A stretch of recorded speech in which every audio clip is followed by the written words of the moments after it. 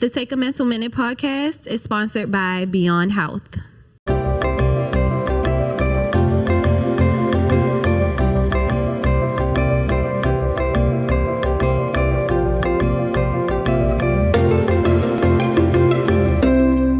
Welcome to our podcast. Thanks for having me. Thank you, ladies, for joining us. Today we have Miss Tenicia Washington and Miss Arissa Devine. Hello.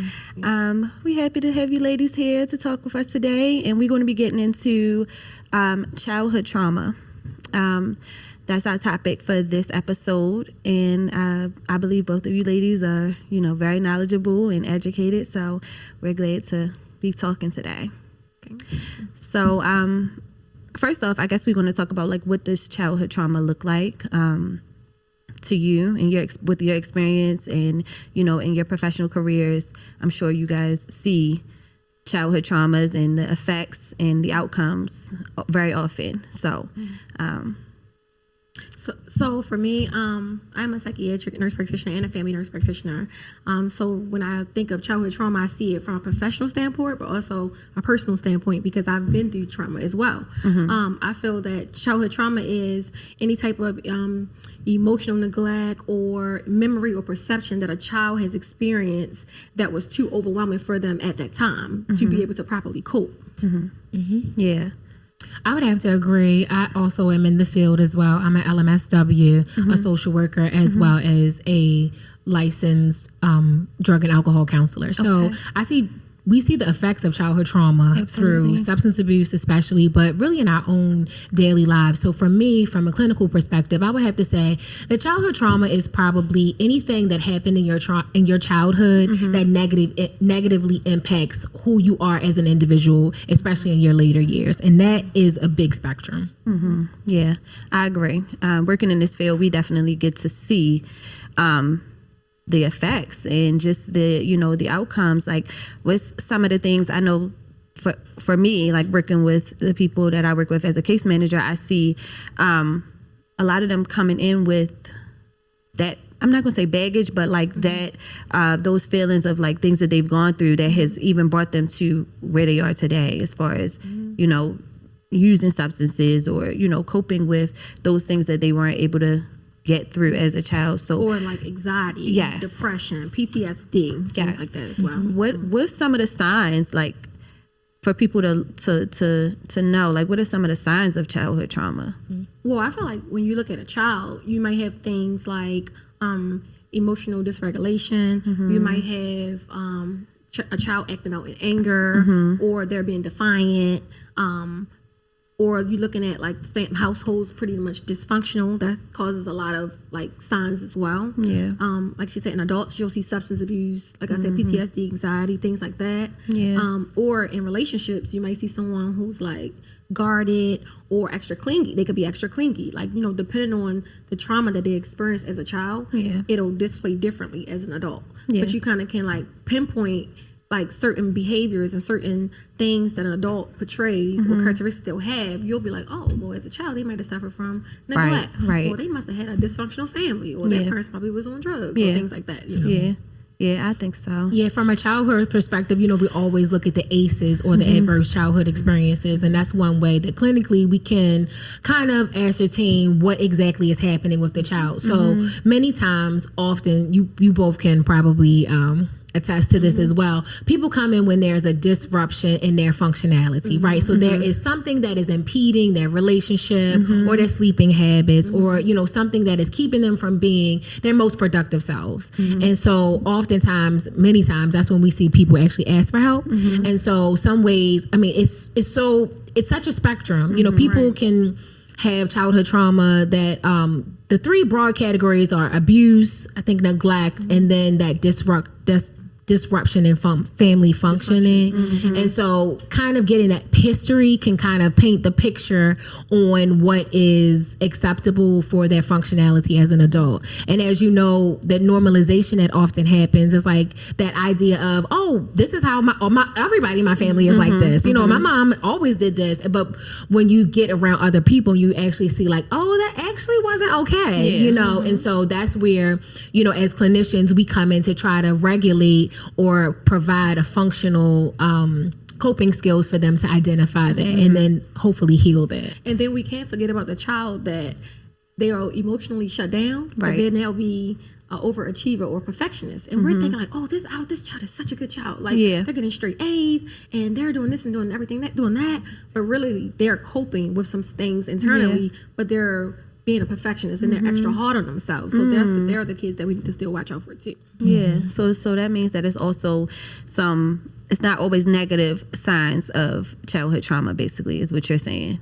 When you look at an overachiever or perfectionist, like being that in a child is probably appears to be normal, but if you continue that in adulthood, then you're looking at things like anxiety, workaholics. You're still looking at a whole nother addiction, you know. Right. So it still will negatively impact them down the road if not there. Yeah, that's a good point that you're making, because a lot of times our functioning looks like we're thriving, Yes. right? But have you ever heard the expression like every strong friend needs another strong friend? There's a reason for that, because it's that internal conflict, right? So we might be achieving and everything looks great, but inside we're failing. And so I think that is the challenge that we all have, right? Making sure the inside matches the outside and that they are corresponding well to and working well together. Yeah. Yeah, I agree. I think that for me, growing up, I wanted to appear to be like the good girl. And so I always prided myself on just trying to keep that image as an adult, and I wound up growing up and I realized like you don't have to be perfect, you know, like it's okay to make mistakes, it's okay to mess up. And so like you said, the overachiever they may grow up and come across as a workaholic or, you know, I gotta do this, I gotta get this right. And it took me a long time to realize that was actually probably that comes from my childhood. Like that comes from me just feeling like, oh my God, I gotta get this right, or not even that I would get in trouble, but just that I wanted to just make my mother proud. Like I wanted that validation, and I sought after that as an adult for so long. Like it took me so long to like just be confident in myself and just feel like, okay, like you don't have to please anybody. Like you can just please yourself. You know, you're good enough. And as a parent now, I'm realizing that for my own children, like, you know, I try to teach them that, like, to be confident. And I think also we talk about this all the time. Like it starts at home. It does. Trying to avoid those traumas, like packing those traumas on our kids now. I think, you know, our generation is probably a lot more aware of our emotions, and even for our children. We're not hiding it, because for generations, it was like mental health was a thing where like you couldn't talk about in your family. Like, what's something wrong with you? Or we got to hide this, you know? Or therapy wasn't even normal. It wasn't accessible too. That's the other, we would talk about access to care. You know, now it is normalized, thank goodness. It's just like, you know, having a PCP or, you know, primary care. So that's great. But, you know, I think that we all have to kind of identify where we were as children, because that inner child speaks to, okay, what are the things that we did not get or we did not receive as a child, because we will oftentimes find ourselves trying to heal, you know, I like to say the little version of yourself. So the little Tenicia, the little Arissa, like what are the things that they needed, and we try to give ourselves those things. But the beauty in awareness and getting the help is that now that we have an awareness of what we didn't get, then now we can kind of reparent ourselves. And that is that's the goal, right? We all get to kind of like that,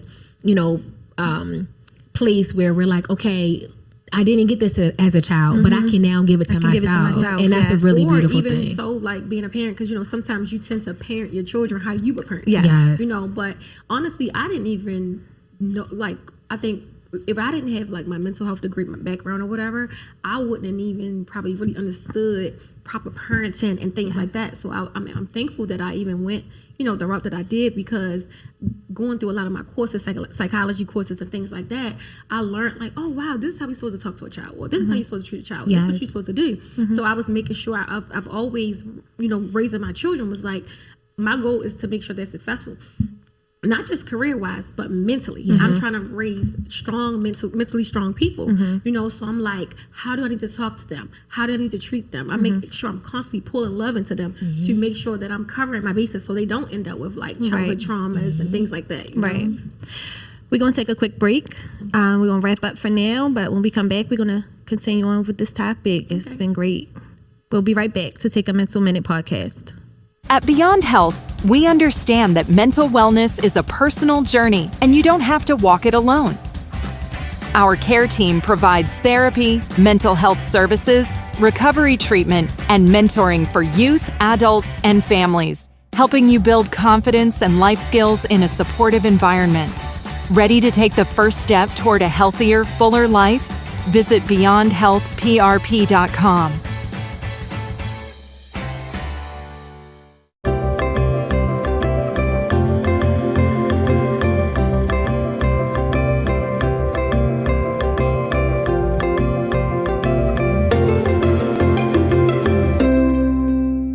Welcome back to Take a Mental Minute podcast. This podcast is sponsored by Beyond Health.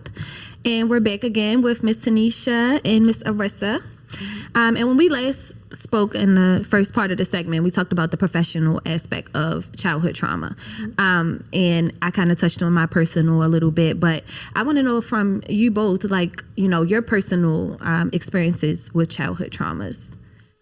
Yeah, I think one of the like inside jokes is that people become helpers because they needed help, right? So I think that that's the main thing. I personally didn't have like considered, I guess, major childhood trauma. But that's the interesting thing about trauma. Trauma is on a spectrum. So just because it wasn't traumatic for someone else does not mean that it was not traumatic for you. And one of my earliest forms that I can remember of trauma was that my mother was she was a helicopter parent. So she was very, you know, aware of where my sister and I were, constantly, you know, making sure that we were okay. And I remember one time, and you know, it was the 90s. I was born in the 80s, but I'm a 90s kid. So, you know, kids used to go outside, but one of the rules was you have to be in before the lights came on, right? And so I remember one time I might have came in the house like, you know, maybe a couple minutes after the lights had come on. Well, that was a major problem in my household. And I remember my mother explicitly saying like, somebody's going to snatch you. And it brought so much inner anxiety that I had anxiety. I didn't know then, right? But I had anxiety for a very long time. I always felt like if I was not with my parent, that somebody would take me. Would snatch you. And so we really have to be careful. Even though that was not like sexual abuse or mental abuse, it caused such a disruption in my emotional regulation that caused me to always want to be with my parent and not want to be independent. And so even like small things, you know, we have to be mindful of what we're saying to children, because unless you're really having a conversation with your child often, you never really know what they're thinking and how they're internalizing the information that you had. So that's one thing as a parent I always strive to do. Talk to my children about, okay, how does this make you feel? You know, are you okay with, you know, do you understand why you had the disciplinary action? So to make sure that it's landing in an emotionally safe space for them. Yes, for sure. So for me, I've suffered a lot of trauma growing up. So when I think about my inner child, so it's crazy because I'm actually in the process of healing my inner child. I'm actually writing a book right now, going through my whole childhood. But it's different ages that I felt like I've suffered from trauma. One was, I can remember growing up, and I probably was about 6 or 7, and my mom would shoot drugs in front of me, you know, and she would give me an ultimatum, like, I'd be like, Mommy, stop, please stop. I knew what she was doing was wrong, and she'd be like, well, you want me to do it in here where it's safe or outside there, you know? So I had to like, be like, well, you're right. Or then after I'm sitting there watching her shoot up, I'm like, all right, can you throw it away now? Can you throw it away? You know, things like that. And, that's just like one of them. Then my dad used drugs too. So like I now have anxiety as an adult because I was always worried about my parents. Like I was their parent. It's like as a child. Because my mom didn't live with me. She left me with my grandmother. So I'm always worried about, is she have something to eat? You know, it's cold outside. Is she outside? Is she stuck out there? Like where is she in the world? You know? And then when she did get herself together and she got us back, you know, she ended up dating a guy that was like 14 years older than her, you know, and when we all moved back in with her, you know, we were so happy, we was excited, and her husband tried to come on to me sexually. And I remember being like, I was like 11 or 12, and I told my mom, because she's always raised me to be vocal and say, you know, if somebody touch you or try to do things, you know, you let me know. And I told her, I was like, Ma, guess what he did, whatever, you know, he did this and that, and like, luckily he didn't touch me because I wasn't having it. Like I was mature enough to know what you're doing is wrong, is inappropriate. And then he did admit to it too. When my mother made me confront him, he admitted and he apologized. But then when I remember coming home from school one day, my mom was crying, and I'm like, Mom, what's wrong? Like, why are you crying? And she's like, because of what he did to you. And I'm like, oh, Ma, it's okay. I'm okay. Like, it's okay. Just leave him. Like, it's no big deal. Just leave him alone, Ma. He's not for us or whatever. She was like, I can't. And I'm looking at her, I'm like, you can't? What do you mean? And she was like, because I can't afford to take care of you guys, because he was a truck driver. My mom had just got off the truck, got herself together. She was working at a dish firm, probably at one of the colleges or something, you know. And she's like, I can't afford this place. I can't afford to take care of my children without him. And I remember looking at her, and I remember vowing that day, like, I will never need a person for anything. So as an adult, like, I'm an overachiever, or I'm a perfectionist, you know, but I have anxiety. And then I ended up developing being a workaholic, because it's like, I'm so goal-oriented to make sure I don't need anybody for anything. I'm making sure I'm covering my bases, but then I'm burning myself out, you know what I'm saying? Or I'm not asking for help. And then I feel like you were saying, back to like us as, you know, your inner child, like I'm a giver. I overgive people, you know, I give a lot of people. And it's like, why? I had to realize one day, like, why am I always so nice? Why am I giving, constantly giving? Because I think I wanted somebody to give me or take care of me. So now I'm like putting people before myself. So these are like how my childhood traumas are affecting me as an adult. Like, I'm overextending myself, you know? So I had to realize that. And I didn't learn this probably to like the past year. Like I said, I'm already doing my own inner child work right now, you know, writing my book and things like that, and making sure I'm covering all my bases.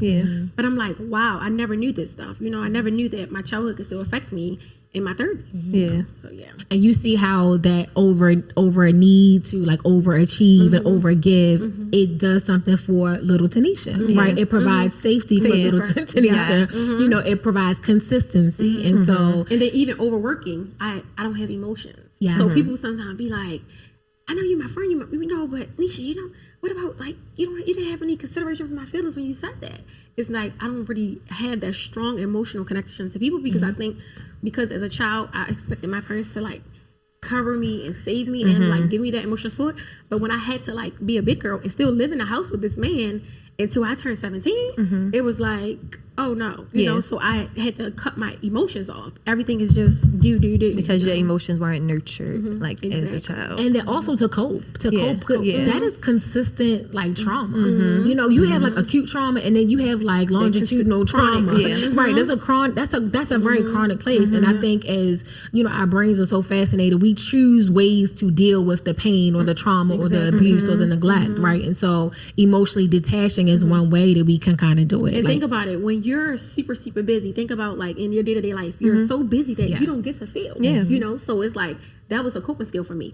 Become so busy and so consumed or take on more than I really can handle to avoid my feelings and emotions. You know? And then one time I would come up for air and I'd be like, I would have all these emotions flowing. I'm like, what is this? Oh no, back to my task. Right. Because contrary to popular belief, avoiding doesn't stop the emotion. If anything, it becomes stronger and faster. And you still got to deal with it. Non-emotional people are actually very emotional. We just have to get tapped, and that's a part of the work. So congratulations, friend. That's amazing. Inner work is like no joke. Okay, it is really hard and really courageous work. It's real. And it's bold. It's like a look, like I would say it on the last episode, it's a look in the mirror. But it's like the person you become afterwards is like chef's kiss. Yes, it is. It is. But I've had to find grace for the ways in which my mother may not have shown up for me in the ways that I needed her to. Because when you really look at it, everyone is just trying to be okay. Like if you are able to look at your mother's example for you know, for the conversation's sake, she just was trying to provide for her children. Yeah, and definitely me and my mom are like best friends. Like I love my mom damn it. She supports me 100%. And she has said, but you gotta look back, she had her own trauma as a kid. You know, her mom didn't take care of her, or she was abandoned and things like that. So it's like she's parenting and she's thinking this is the best because I want my children with me at all times. Doing the best she can. Even though this happened, I still have to keep my kids with me. I can't lose them again. You know, so I never fought her for that because everybody has their own trauma. You know? But that's the work that we're doing. We are breaking these generational traumas. These curses. So that it doesn't go on, you know, generation after generation. In my kids' life, because I'd be like, "Are you okay? Yes, me too. Are you good?" They're like, "Mom, why are you being sarcastic?" I'm not. Are you okay? Yeah. How you feel? you? Like, I'm fine. What's wrong with you? Every Like, time my kids say that they don't know, I bring up the emotion wheel. Do you guys know about the emotion wheel? Like, okay, well, you want to do the wheel? They're like, Mom, please stop. right. we had my son did like one of the interviews one day, and they asked him some questions about like how he feels when people say like certain things to him, and so it's like man up. Like, how do you feel when somebody tell you to man up? And he like, nobody never told me that. And they're like, what do you like? Here go my son. I'm not me. Yeah, like, who do you have to talk to when, you know, do you have anybody to talk to when you feel? He's like, yeah, I talk to my mom. So I'm like, and I'm in the background like, boy, you need some trauma. But in reality, I'm like, I felt good about that because it's like at the end of the day, he's safe. He's a safe child. He's 15, you know, and he's a safe child. And it's a blessing that I was able to break that curse because I know what that felt like as a child, being spoken to, you know, a little harshly at times, or, you know, just even feeling like, you know, I gotta be a big girl. I gotta show up this way because, you know, of certain things, and just not being able to just be a child. So it's a great thing that, you know, we are breaking those curses and letting these babies, you know, be babies and be innocent. Yes. And you know, and hopefully it leads to another generation of just healed. And you know what too, like even as like she was saying before, when we're parenting our children, if we're doing it in a healthy way, we are reparenting. Yes, we are reparenting. You know, so we're healing at the same time. As long as we're practicing healthy parenting, we're healing ourselves. We are. You know? So we're gonna wrap up for now, and we're gonna come back. When we come back, we're gonna talk about healing and what that looks like, that phase of you know, the childhood trauma, because that's important. That's the best part. Yes. We'll be right back with Take a Mental Minute podcast. Beyond Health is an accepting place for healing and discovery for those navigating life's challenges. And we also specialize in the LGBTQ community when it comes to mental health, substance abuse, and also PRP services. Beat the expectations and fulfill your dreams together. They were right there. They walked me through the whole process. Beyond Health is here for those that feel marginalized. I would say do not wait. Like, don't hesitate. Call now. Beyond Health, PRP.com.